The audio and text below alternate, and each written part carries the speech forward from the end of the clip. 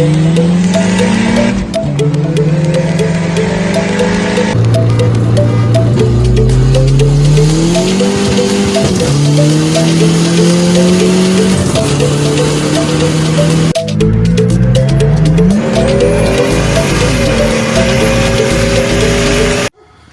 up, everybody?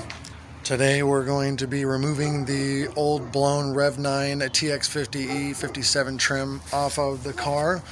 I ordered another one. It's a billet wheel TX50E Rev 9. It's another cheap ass turbo, but this one, instead of having a 63 AR exhaust side, which is hella small for a 3.8 liter, it has an 82 AR, which is still going to be small. It should spool fast, but it should stress the turbo a little bit less, is the hope.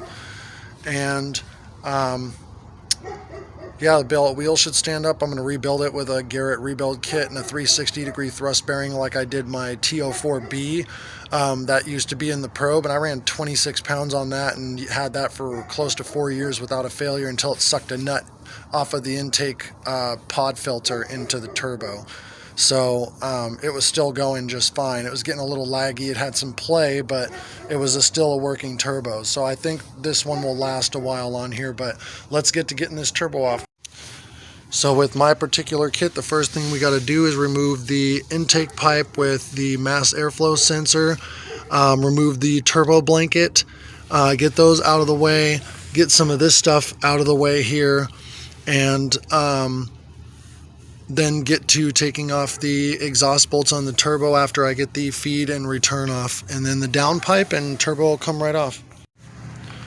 Alright, so we have this clamp here loose, this clamp loose, got the reference for the wastegate off the turbo compressor housing. It was zip tied to the wiring from the MAF sensor, so I took that off and just moved it to the side.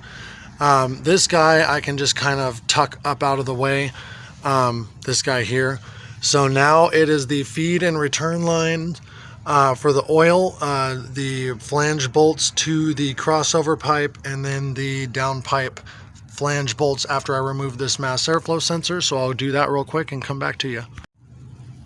Okay, so after you remove your intercooler cold pipe and mass airflow sensor and your heat blanket, if you're running one, which you should be, then you have these 4 bolts here to the crossover pipe and this bolt to your V-band or mounting bolts if you're running a different style. Pull those off. Turbo feed is off and out of the way, and then you should be able to pick it up to have easier access to the drain, or if you already have the drain off, pull the turbo out. And just like that, we have a removed TX50E. And I'm going to be removing the screen, seeing if the shaft is broken. Lots of oil in the outlet, so the turbo is definitely blown, and that was my issue. No signs of oil before the turbo. But yeah, I'm going to be getting that new turbo on if it arrives tonight, or I will be getting it put on tomorrow after work. Stay tuned. In the next video, I'll try and diagnose why this turbo failed, and then be installing the other one. Hope you enjoyed this video. Make sure you give it a like, comment, subscribe. If you want to see more Buick content, let me know if you want to see more Probe content, what you want to see. Thanks for watching. Well, looking at the Rev 9 turbo, shaft isn't broken. It has no in-out play, minimal side to side. It spins freely. But there is definitely evidence of oil inside of the compressor outlet.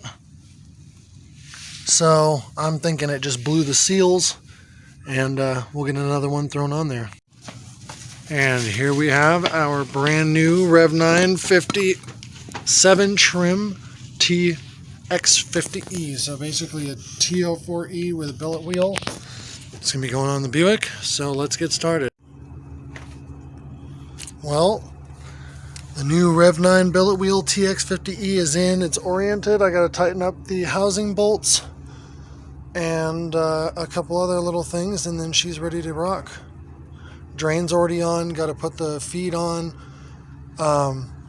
Boost reference. Down pipe's tight. Cold pipe's tight. Just got, or do hot pipe is tight, sorry. Just got to do the cold pipe with the MAF sensor and turbo blanket. Put a couple things back on, and this thing's ready to rock. And here we have it. All back together with the new turbo. We're about to have first start. I got to check the oil, and she should be ready to go. So we will see how it goes.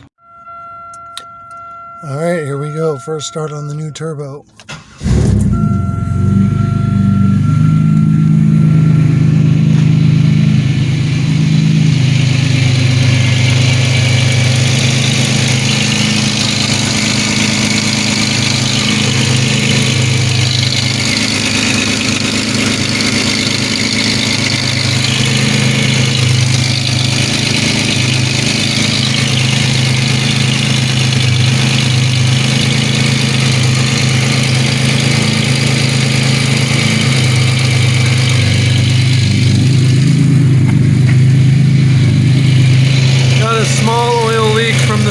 So gotta shut it off. Alright, here we go. No more oil leak. Turbo's spinning.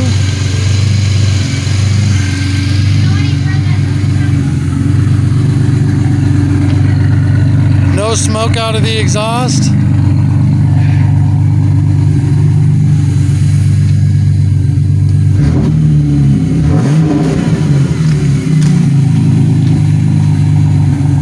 So I think we're gonna be good. Alright, so we got my buddy Dave taking a ride in the Probe. After reviewing the video last night, I realized I was only on 23 pounds of boost, so I gave the boost controller a turn, hoping to take it up a little bit.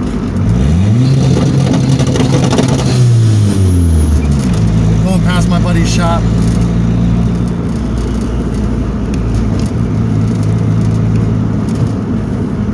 So I'll get up here a little ways, get to a little straighter spot.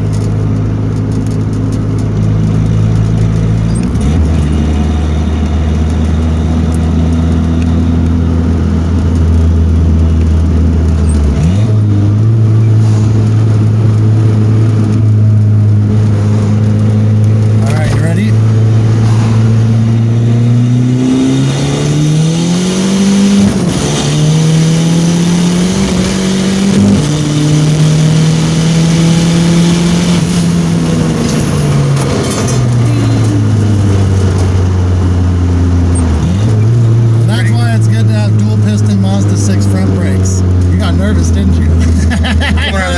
Back end got a little light. Yeah, she's got it. She does that. I've been racing this car for a long, long time. I felt the back end come out a little bit when you were on that corner.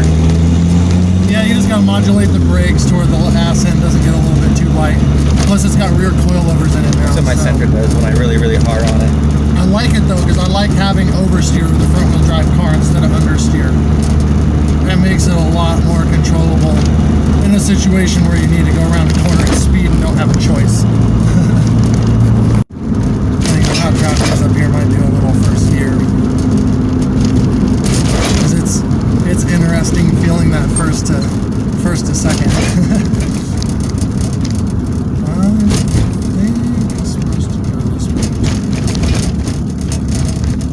Or maybe not. I got no reverse. I'm gonna have to move that. Hold on. Don't judge me. Chat.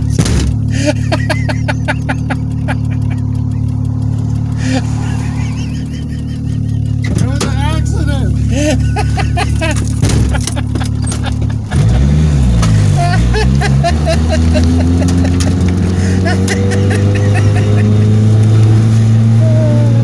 think I'm supposed to go this way. Nope.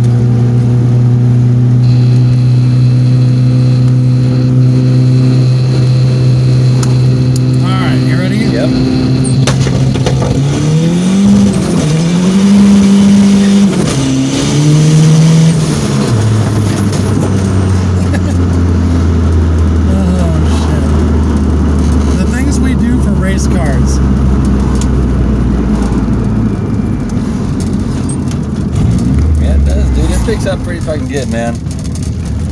Definitely not the same car it was when I first got it. It's come a long way. Fucking seatbelt's locked down. I know, that's what I was doing. She got a nice sound on cold start.